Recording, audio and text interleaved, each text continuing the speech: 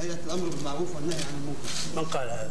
رفض مجلس الشورى تقديم دعم، لا كانوا طالبين افتتاح مراكز جديدة، طالبين زيادة 20% في العمل الميداني. ما أعتقد أنها صحيح.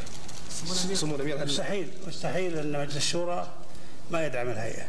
أحد أعضاء مجلس الهيئة مدعومة من كل الجهات. سمو الأمير الأمر فيما يتعلق عليك تكمل.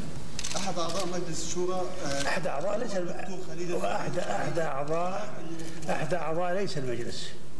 الفرد ليس المجلس. تعليق سموكم يعني على لا، تعليقي خطأ إذا كان هذا لا أتفق معه.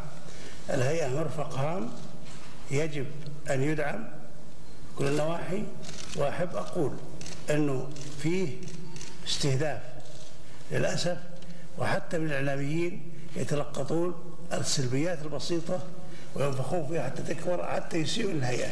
هل لا يعلمون هؤلاء أن الأمر بالمعروف والنهي عن المنكر أنه ركن من أركان الإسلام؟ الله عز وجل يقول: والذين إن مكناهم في الأرض أقاموا الصلاة وآتوا الزكاة وأمروا بالمعروف ونهوا عن المنكر. فإذا كنا مسلمين يجب أن نعرف هذا، وإذا كنا معنا مسلمين فليس هذا وطن لغير المسلمين.